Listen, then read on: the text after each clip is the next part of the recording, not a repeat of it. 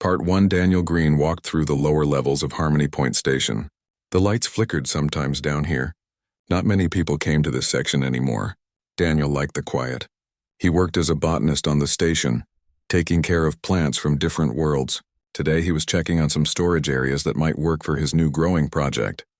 The station was huge. Thousands of aliens lived here. They came from all over the galaxy to trade and work together. When Daniel first arrived 3 months ago, most aliens stayed away from him.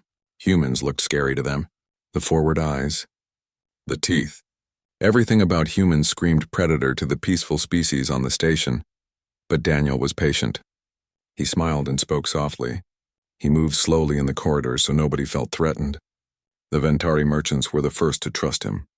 Then the Quellan scientists started talking to him about plants. Now Daniel had friends on the station. Life was good. He pushed open a door to an old storage bay. The air smelled stale. Boxes and equipment sat covered in dust. Nobody had been here in years. Daniel started looking around. Maybe this space could work for growing the new specimens he ordered. Then he heard it. A small sound. Soft crying. Almost like a kitten. Daniel stopped moving. He listened carefully. There it was again, coming from behind some old crates in the corner. He walked over slowly and moved a box aside. 2 small animals huddled in the darkness. They were tiny, about the size of cats. Their fur was gray and black with spots. Their eyes were still cloudy like newborn animals.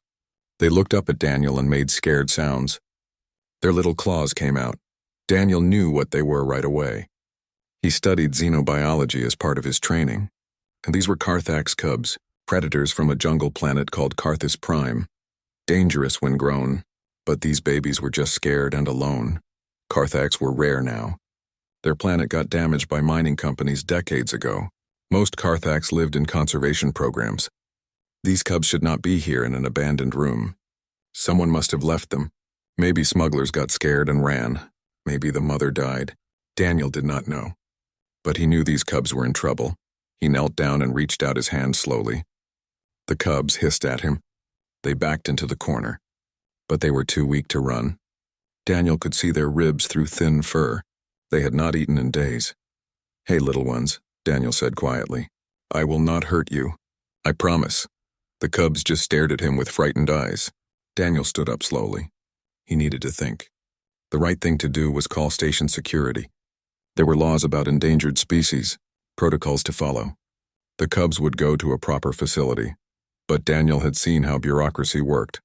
Reports and committees and arguments. That could take days. These cubs might not have days. They needed food now. They needed warmth and safety now. Daniel made a choice. He would help them first, report them later. He went back to his quarters and grabbed some things. A blanket. A container. He went to the food synthesizer and programmed it for Carthax nutritional needs. The machine created a paste that smelled like raw meat. Daniel hoped it would work. When he returned to the storage bay, the cubs had not moved. They watched him with suspicious eyes. Daniel put the food down and backed away. He sat against the wall. Quiet. Non-threatening. The cubs looked at the food. Then at Daniel. Then at the food again. Hunger won. They crept forward and started eating. They ate fast, desperate. When the food was gone, they looked up at Daniel again. This time without fear. Just curiosity. "Good," Daniel said. "Tomorrow I will bring more." He did bring more. And the next day, and the day after that, each time the cubs seemed less afraid. By the 4th day, they came to him when he arrived. On the 5th day, the bigger cub let Daniel touch his head. On the 6th day, both cubs climbed onto his lap. Daniel knew he could not keep this secret much longer. The cubs were getting stronger. They needed more than a storage room. He decided to move them to his quarters. It was risky but necessary. Late at night, Daniel carried the cubs through empty corridors. His quarters were small but comfortable. He set up a space for them with the blanket and some toys made from recycled materials. The cubs explored everything. They knocked things over. They climbed on furniture. They acted like normal baby animals. Daniel named them Max and Luna. Max was the brave one, always exploring first. Luna was careful but very affectionate. She purred when Daniel held her. The sound made him smile every time. The cubs grew fast. Within 2 weeks, they doubled in size. Their eyes turned bright amber. Their fur became thick and shiny. They followed Daniel everywhere in his quarters. When he sat down to work, they curled up near his feet. When he cooked food, they sat and watched him. When he slept, they pressed against him for warmth. Daniel researched everything about Carthax. He learned what they ate, how they played, what they needed to grow healthy. He made climbing posts from spare parts. He played hunting games with them using light projections on the wall. They loved to chase the lights. The cubs were smart. Very smart. They learned their names in days. They understood simple commands. Max learned to open cabinets. Luna learned to turn on the water dispenser. They watched Daniel constantly and copied what he did, but keeping them hidden was getting harder. They needed exercise. Daniel started taking them to the lower maintenance corridors at night. Empty spaces where the cubs could run and play, where they could practice jumping and climbing, where they could be themselves. It was during one of these midnight trips that everything changed. Daniel was watching Max and Luna chase each other around some pipes. He was laughing at their clumsy play fighting. He did not hear the footsteps behind him. "Green, what are you doing down here?" Daniel spun around. Lieutenant Kyle Bennett stood there in his security uniform.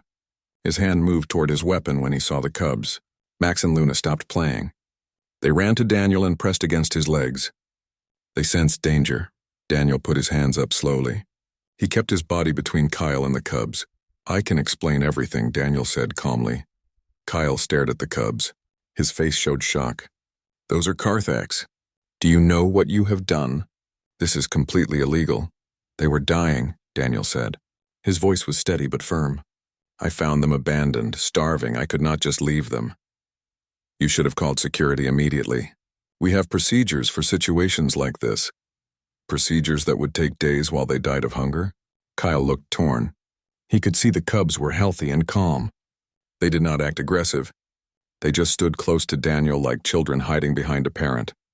Luna made a small questioning sound. She looked up at Daniel as if asking if everything was okay. The look in her eyes was so trusting, so innocent. Kyle sighed deeply. "I have to report this." "You know that." "I know," Daniel said quietly. "Just give me time to prepare them, please." Kyle nodded slowly. "You have until morning. Then I have to tell the commander." After Kyle left, Daniel sat on the floor. Max and Luna climbed onto him. They seemed to know something was wrong. Daniel hugged them close. "I am so sorry," he whispered. "I tried." Part 2 morning came too quickly. Daniel did not sleep. He sat with Max and Luna all night. The cubs slept peacefully against him. They did not know their world was about to change. Daniel wished he could stop time. Just stay in this moment forever. But he knew that was impossible. Commander Lisa Hayes arrived at his quarters at exactly 800 hours. She was Quellen. Her skin was translucent blue. Her eyes were large and completely black. She moved with fluid grace. 2 security officers stood behind her in the corridor. Kyle was one of them. He would not meet Daniel's eyes. The commander looked around the quarters. She saw the climbing structures Daniel built, the toys scattered on the floor, the food bowls, the blanket where the cubs slept. Max and Luna sat beside Daniel on the couch. They pressed close to him. They could sense his stress. "Mr. Green," the commander said. Her voice was musical. All Quellen voices were. Lieutenant Bennett filed his report. "I have reviewed the situation. Do you understand the laws you have broken?" "Yes, Commander," Daniel said. He kept his hand on Luna's head. She was trembling slightly. "Carthax are classified as endangered. They are protected under 17 different galactic treaties. Unauthorized possession carries serious penalties. You could be sent to prison.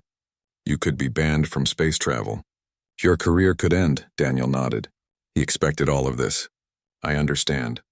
But I would do it again. They needed help." Commander Hayes tilted her head. It was a Quellen gesture that meant she was thinking. "I believe you acted from compassion. That matters, but it does not change the law. The Carthax Conservation Authority has been notified. They are sending specialists to collect the cubs. The cubs will go to a proper facility, a place designed for their species." "When?" Daniel asked. His throat felt tight. "They arrive in 3 days. I am sorry, Mr. Green. I truly am. But this is the correct action." After she left, Daniel just sat there. Max climbed onto his lap. Luna put her head on his knee. They knew something was wrong. Animals always knew. The next 3 days were the hardest of Daniel's life.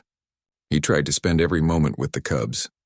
He played with them, fed them their favorite foods, took them to the maintenance corridors to run. At night they all slept together in his bed, Max on one side, Luna on the other. Both of them purring, Daniel tried to explain to them. He knew they could not understand all his words, but maybe they could understand his feelings. "You are going somewhere new," he told them, "with people who know how to care for Carthax. You will have other cubs to play with someday. You will be happy." Luna just looked at him with her amber eyes. She licked his hand. Max rubbed his head against Daniel's chest. They did not care about other cubs or proper facilities. They only cared about him. Other station residents came to say goodbye. The Ventari merchant who sometimes gave Daniel exotic fruits brought treats for the cubs. A Quellan scientist brought a toy she made herself. Even some humans from the engineering department stopped by. Everyone had heard the story. The human who saved the predator cubs. The cubs who trusted him completely. Kyle visited the evening before the transfer. He looked uncomfortable. "I am sorry I reported you," he said. "I had no choice." "I know," Daniel said. He did not sound angry, just sad. "You did your job. I knew this would happen eventually. For what it is worth, I think you did something good. Those cubs are healthy because of you. They are well behaved. They trust people. That is rare for Carthax. They are going to think I abandoned them," Daniel said quietly. Max and Luna were wrestling near his feet, playing like normal cubs. They did not know tomorrow everything would change. They are smart. Maybe they will understand someday. But Daniel was not sure about that. How could cubs understand bureaucracy and laws? All they would know is that Daniel let strangers take them away. The conservation team arrived exactly on time. There were 3 of them, all human. The leader was a woman named Dr. Patricia Cole. She had gray hair and kind eyes. She had worked with Carthax for 20 years. "Mr. Green," she said, "I have reviewed your care records. You did excellent work. The cubs are in perfect health. You should be proud." "I just want them to be okay," Daniel said. "They will be. Our facility is the best in this sector. We have successfully rehabilitated over 50 Carthax. These cubs will eventually be released into a protected habitat. They will have good lives." The team brought special carriers. They were designed for Carthax transport, comfortable, safe. They also brought sedatives. The cubs needed to sleep during transport. It was less stressful that way. Daniel held Max first. The cub sensed something was wrong. He made worried sounds. Daniel scratched behind his ears one last time. "Be brave," he whispered. "Be strong." The sedative worked fast. Max went limp in Daniel's arms. His eyes closed. His breathing slowed. Daniel placed him gently in the carrier. His hands were shaking. Then Luna. She fought the sedative longer. She clung to Daniel's shirt with her claws. She made crying sounds. Daniel felt tears on his face, but he did not care. "I am so sorry," he told her. "I am so sorry." Luna's eyes finally closed. Daniel put her in the second carrier. He could barely see through his tears. Dr. Cole put her hand on his shoulder. "They will not remember this. The sedative affects memory. When they wake up, this will seem like a dream." Daniel was not sure if that made him feel better or worse. The team took the carriers and left. Just like that. 3 months of bonding. 3 months of love and trust and companionship. Gone in minutes. Daniel's quarters felt empty. Too quiet. He found one of Luna's toys under the table. A small ball made from synthetic rubber. She loved to chase it. Would bat it around for hours. Daniel picked it up and held it. He sat on the floor. The same floor where Max and Luna used to wrestle, where they played and slept and lived. Now it was just empty space. Kyle came by later. He did not say anything. Just sat beside Daniel on the floor. They sat in silence for a long time. "I should have found a better way," Daniel finally said. "There was no better way. The law is clear. The law is wrong sometimes." Kyle could not argue with that. That night Daniel tried to sleep in his bed, but it felt too big, too empty. He could still smell the cubs on his blanket, still feel the ghost of their warm bodies pressed against him. He got up and slept on the couch instead. It hurt less there. The next morning he went to work. Everyone was very kind. They did not ask questions. They just let him focus on his plants. Daniel was grateful for that. Plants did not judge. They did not ask him to explain his feelings. They just grew. But every time he returned to his quarters, he expected to hear purring. expected to see Max and Luna running to greet him. Instead, there was just silence. Days passed. Daniel went through the motions of living, work, eat, sleep, repeat. His friends worried about him. They tried to cheer him up. Nothing worked. On the 5th day, Kyle came to see him. The security officer looked troubled. "There is a situation," Kyle said. "The Cubs escaped." Daniel stood up fast. "What? How?" "Nobody knows. They broke out of the conservation facility. Dr. Cole says it should have been impossible. The Cubs are too young for that level of intelligence, but somehow they did it. They are loose on the station. Are they okay? Are they hurt? We do not know. Security is searching for them now. But Daniel, there is something else. The tracking data shows they are moving with purpose. They are not just wandering randomly. They are going somewhere specific. Where?" Kyle looked at Daniel with an expression he could not read. "They are heading toward your section of the station. It looks like they are trying to find you." Daniel's heart started beating faster. "They are coming here, to me?" "That is what it looks like. But it is impossible. Cubs should not have that kind of navigation ability. They should not even remember you after the sedatives." But Daniel knew the truth. Max and Luna were not just any Cubs. They were his Cubs. And they were coming home. Part 3, the conservation facility on sub-level 12 was supposed to be perfect. Dr. Patricia Cole had designed it herself. The walls were reinforced titanium alloy. The doors had triple lock systems. The monitoring equipment was state-of-the-art. Everything was built to hold adult Carthax, creatures that could tear through steel when fully grown. 2 small Cubs should not be able to escape. It was impossible. But Max and Luna were not thinking like normal Cubs. When they woke from the sedatives, they were in a strange place. The room was big, much bigger than Daniel's quarters. There were climbing structures and toys, soft bedding, everything a Cub could want. But Daniel was not there. Luna called for him first. A small crying sound, then louder. Max joined in. They called and called. Their voices echoed in the large space. Nobody answered. Daniel did not come. The facility handlers tried to help. They brought food. They spoke in soft voices. They tried to play with the Cubs. But Max and Luna wanted nothing to do with them. These were strangers. Wrong voices, wrong smells, wrong everything. The Cubs huddled together in a corner. They pressed against each other for comfort. Their amber eyes stayed fixed on the door, waiting, watching, hoping Daniel would walk through. Hours passed, then a full day. The Cubs did not eat, did not play, did not explore their new home. They just waited. Dr. Cole watched through the monitoring cameras. She frowned. This was not normal behavior. Cubs should adapt quickly at this age. They should be curious about their new environment. These two just seemed depressed. Give them time, she told her staff. Separation anxiety is normal. They will adjust in a few days. But the Cubs did not adjust. On the 2nd day, they still refused food. On the 3rd day, Luna stopped making sounds. She just stared at the door with empty eyes. Max paced, back and forth, like a trapped animal. The handlers grew worried. They tried everything. Different foods, different toys. They even brought in other animals thinking companionship might help. Nothing worked. The Cubs only wanted one thing, the one thing they could not have. On the 4th night, something changed. Max stopped pacing. He sat very still, his head tilted. He was thinking. Luna came over and sat beside him. They looked at each other. Some kind of understanding passed between them. Then Max stood up and walked to the wall. He started examining it. Not randomly, systematically. He checked every panel, every joint, every corner. Luna watched for a moment. Then she joined him. They worked together, checking the entire enclosure inch by inch.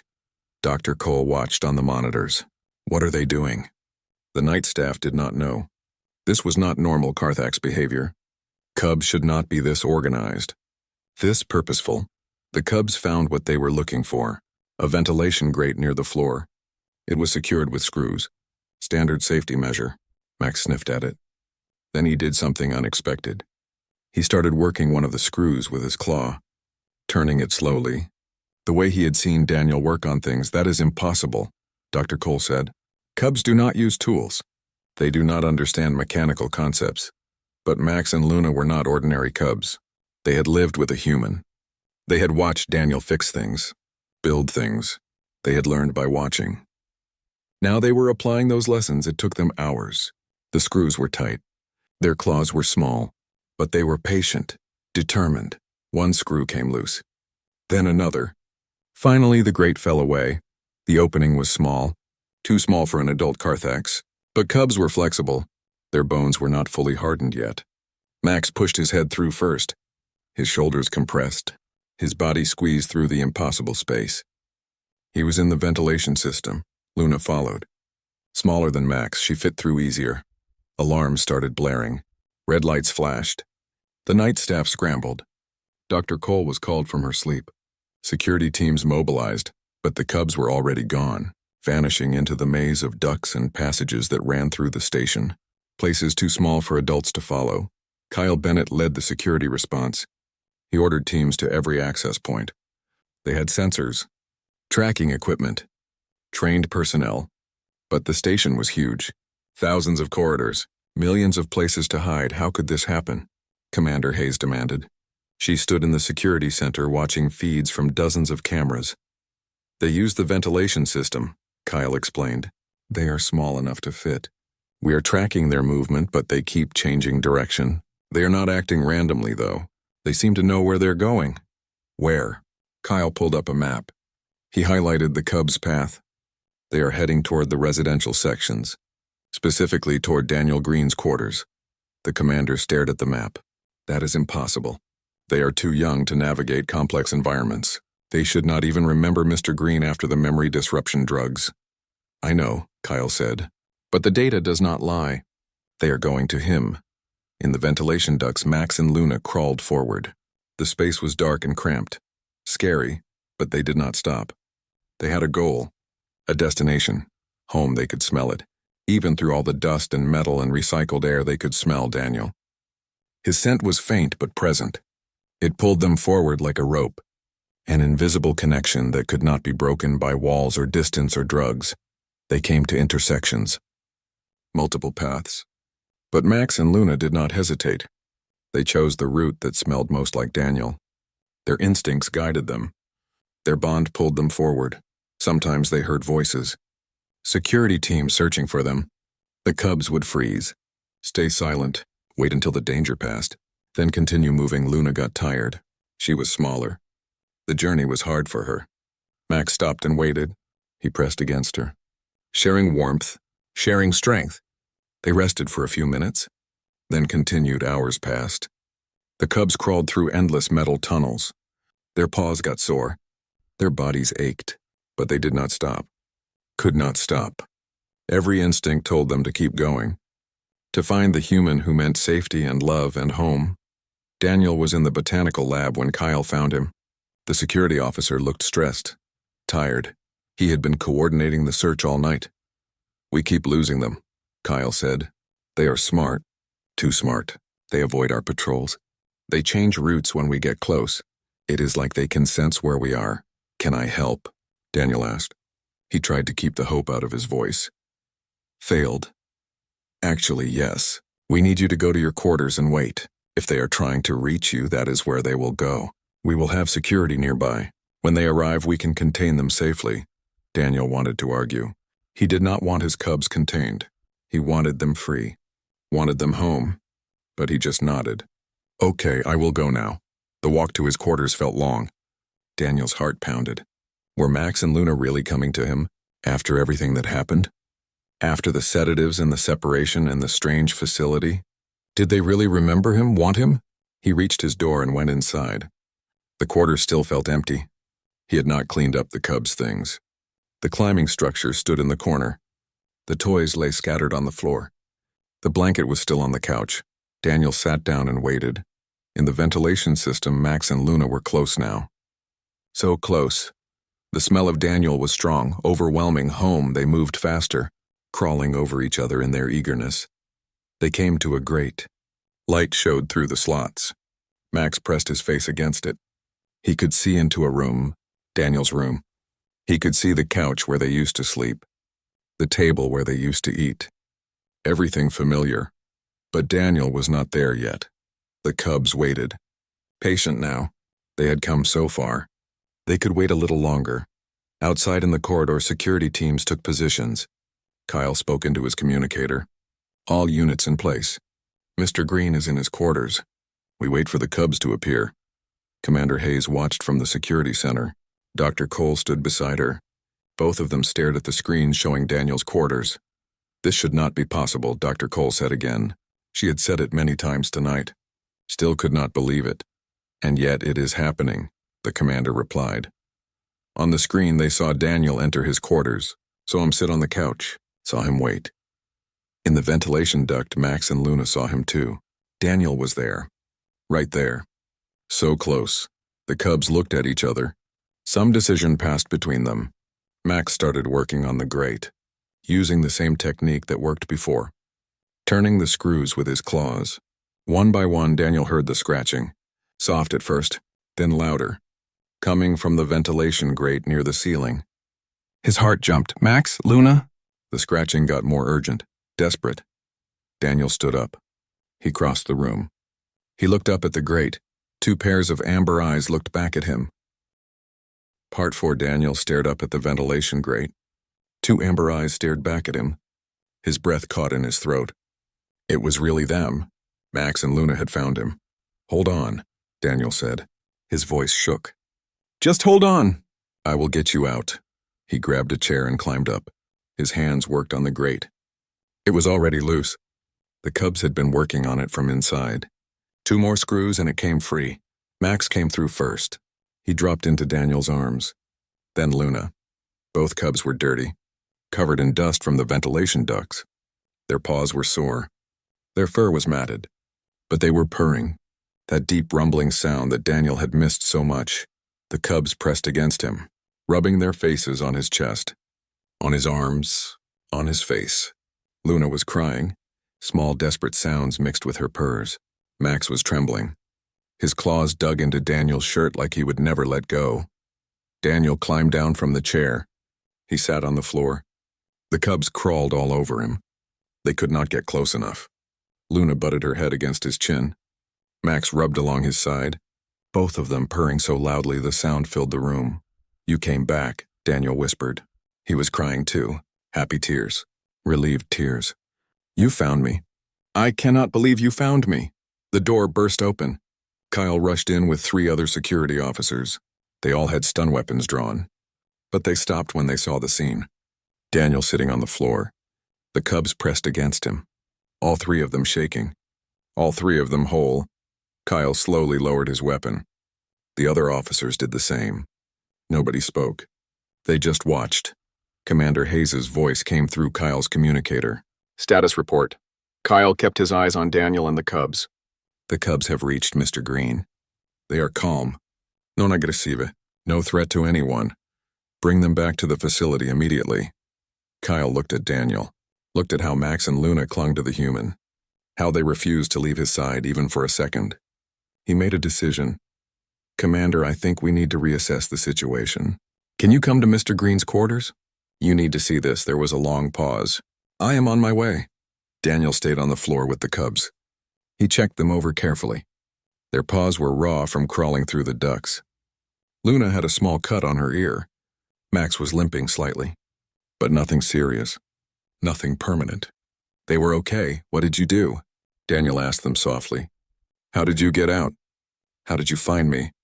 Max just purred louder. Luna licked Daniel's hand. They did not have words to explain. But their actions spoke clearly.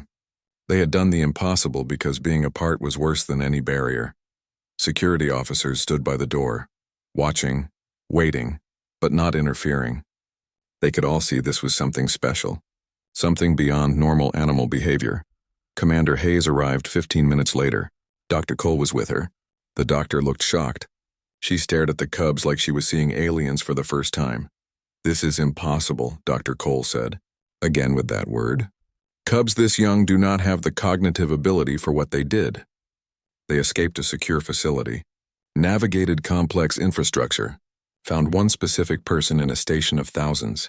They should not be able to do any of that. But they did, Commander Hayes said quietly. She watched Max and Luna. Watched how they pressed against Daniel, how they looked at him with complete trust. They broke through 4 secured barriers, Kyle added. They outsmarted our tracking systems. They avoided every security patrol, and they did it all to get back to him. Dr. Cole shook her head. In 20 years of working with Carthax, I have never seen anything like this. The bond is too strong, too deep. These cubs have imprinted on Mr. Green in a way that goes beyond normal attachment. What does that mean? Daniel asked. He kept his hands on the cubs, protective, ready to defend them if needed. Dr. Cole sighed. It means separating them again would be cruel. They would just escape again. Or worse, they would stop eating. Stop functioning. The psychological damage could be permanent. So what are you saying? Commander Hayes asked. I am saying these cubs belong with Mr. Green. He is their parent now in every way that matters.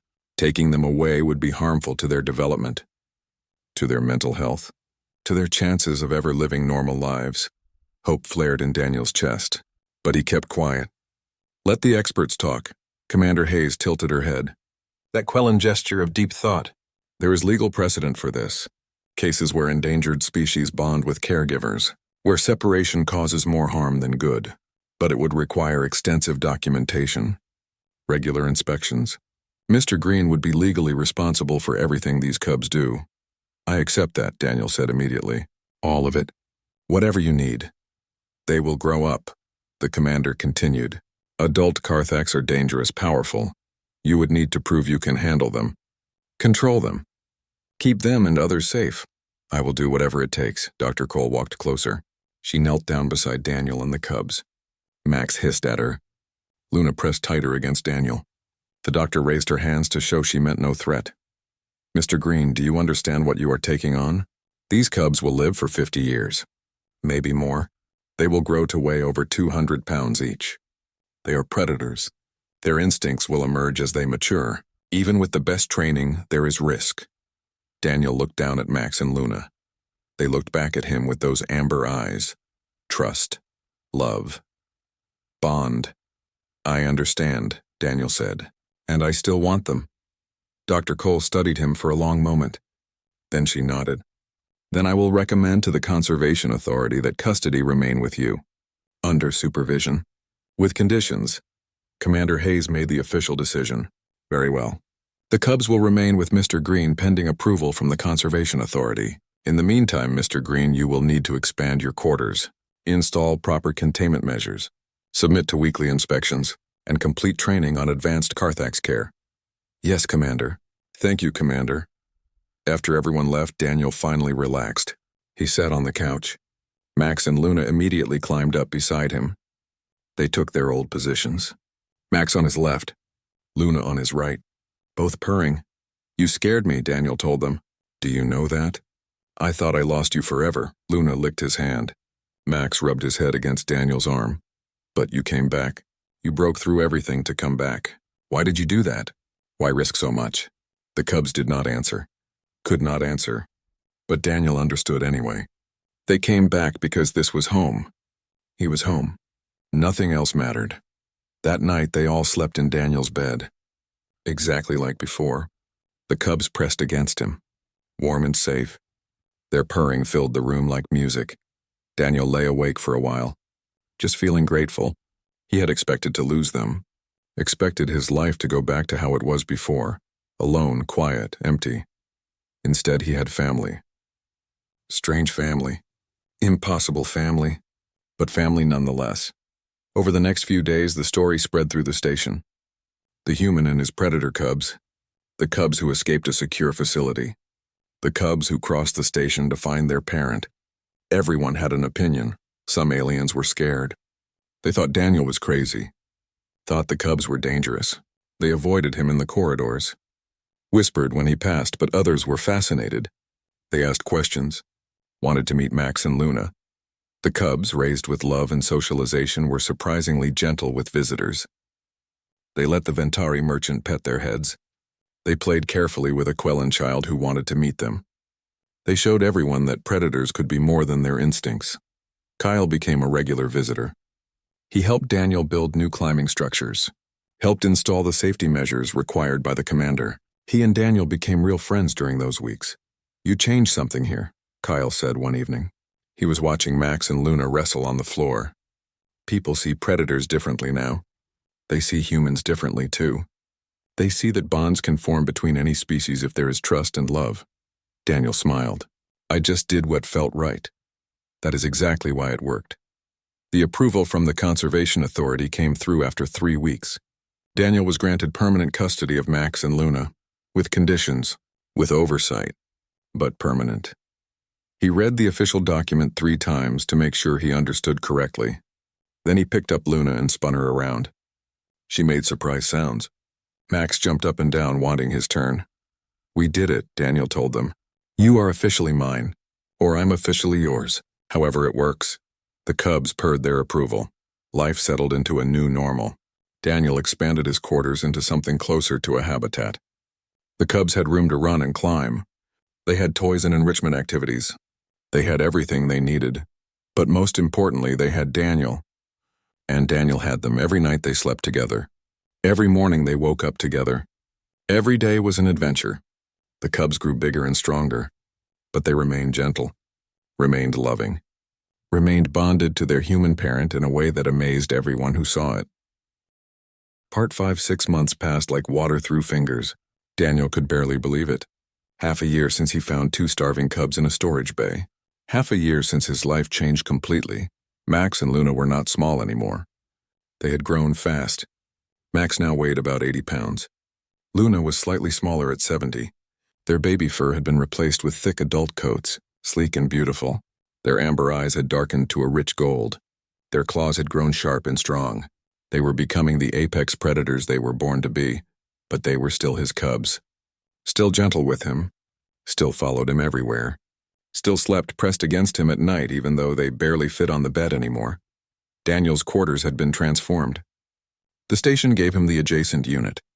He knocked down the wall between them. Now he had space that was part living quarters and part habitat. Climbing structures reached to the ceiling, multiple levels for the cubs to explore. Windows that could be tinted for privacy or open to show the stars beyond the station. It was home. Real home, for all 3 of them. The weekly inspections continued. Dr. Cole came every 7 days to check on the cubs, to monitor their development, to ensure Daniel was following all protocols. But her reports were always positive. The cubs were healthy, well socialized, well adjusted. I have to admit, she told Daniel during one inspection, I did not think this would work. I thought the cubs would become aggressive as they matured, that their predator instincts would override their training. But I was wrong. Max was sprawled on the couch beside Daniel. Luna was playing with a puzzle toy Dr. Cole had brought. Both cubs were calm, content. They know they are predators, Daniel said. I do not hide that from them. We play hunting games. They practice their stalking. I let them be themselves. But they also know the rules. Know what behavior is acceptable. You have done something remarkable here, Mr. Green. These cubs could have been wild, dangerous. Instead, they are ambassadors for their species. It was true. Max and Luna had become famous on Harmony Point. Not scary famous, not dangerous famous, good famous. Aliens who used to fear predators would stop Daniel in the corridors to ask about the cubs. Children wanted to meet them. Scientists wanted to study their development. Daniel was careful about access. The cubs were still young, still learning. He did not want them overwhelmed or stressed, but he allowed supervised visits. Let people see that predators could be gentle, could be family members, could be more than teeth and claws. The Ventari merchant, whose name was Colin, visited often. He brought treats for the cubs, special imported meats from different worlds. Max and Luna loved him. They would purr when he arrived and rub against his legs in greeting. My children ask about them constantly, Colin told Daniel. They want to know everything. What do the cubs eat? How fast can they run? Do they really sleep in your bed? Daniel laughed. Tell your children they can visit any time. With you, of course. Colin brought his family the next week. 3 small Ventri children. They were nervous at first. Ventari were prey species. Every instinct told them to run from predators. But Max and Luna were perfect. They lay down to seem less threatening. Let the children touch their fur. Played gently with toys the children brought. The youngest Ventari child, barely old enough to walk, toddled right up to Luna. The cub could have hurt the child easily. Could have scared it. Instead, Luna lowered her head and let the child pat her nose. The child giggled with delight. Colin had tears in his eyes. I never thought I would see my children play with a Carthax. Never thought it possible. Anything is possible with trust, Daniel said. Kyle continued to visit regularly. He and Daniel had become close friends. The security officer helped with training. He set up obstacle courses for the cubs, taught them commands, helped Daniel establish boundaries and rules. They are smarter than most people I know, Kyle said one day. Max had just completed a complex series of tasks to get a treat. Open a locked box, navigate a maze, push buttons in the right order. All done perfectly. They watch everything, Daniel explained. They learn from observation. I think living with me taught them how to think beyond instinct. You mean you made them more human? No, I just helped them be more than people expected. They are still Carthax, still predators, but they are also individuals with choices. Luna brought Daniel her favorite toy, a rubber ball that squeaked. She dropped it at his feet and looked at him with expectant eyes. Daniel threw it across the room. Luna chased it with joy. A 200-pound predator playing fetch like a puppy. The news about Max and Luna spread beyond Harmony Point. Scientists requested permission to study the cubs. Documentary makers wanted to film them. The Carthax Conservation Authority called them a success story, proof that conservation could work in unconventional ways. Daniel turned down most requests. He did not want the cubs to become specimens, attractions. They were family. Private family. He only allowed access to researchers who genuinely wanted to help Carthax conservation. One researcher, a human woman named Dr. Helen Price, came from Earth specifically to meet the cubs. She specialized in human-animal bonds. She had studied everything from ancient dogs to modern companion species. What you have here is unprecedented, she told Daniel. The cross-species bond between humans and animals is well documented, but usually with species that evolved alongside us or were domesticated over generations. Carthax are wild apex predators. There should be no evolutionary basis for this bond. Yet it exists, strong and undeniable. Why do you think it works? Daniel asked. Dr. Price watched Max and Luna play wrestling. Despite their size, they were careful with each other.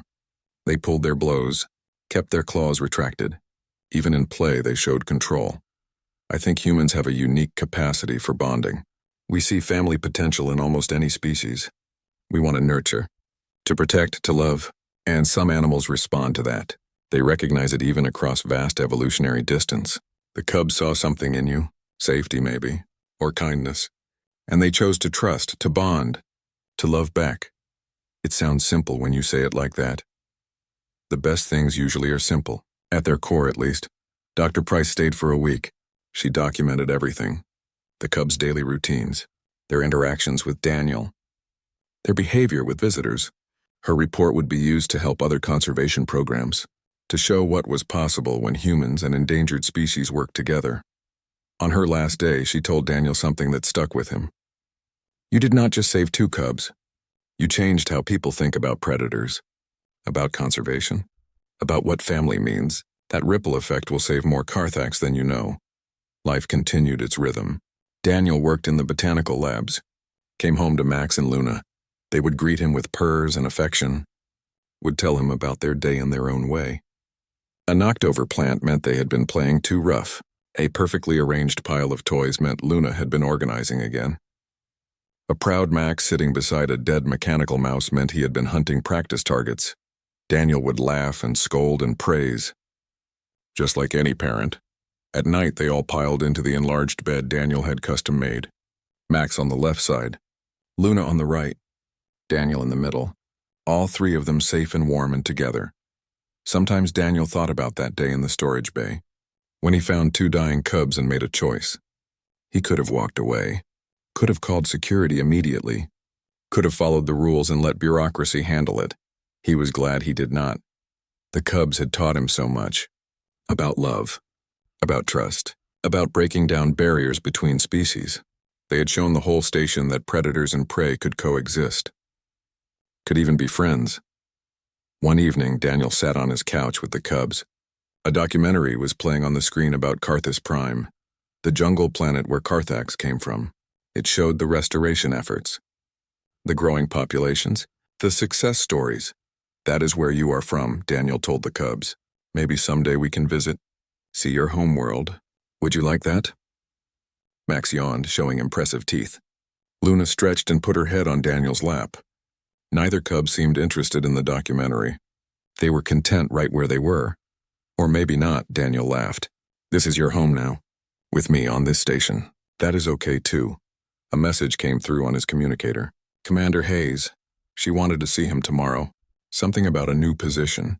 Something about the Terran exchange program expanding. They wanted Daniel to help train other humans who would work with endangered species. Daniel smiled. More opportunities. More chances to help.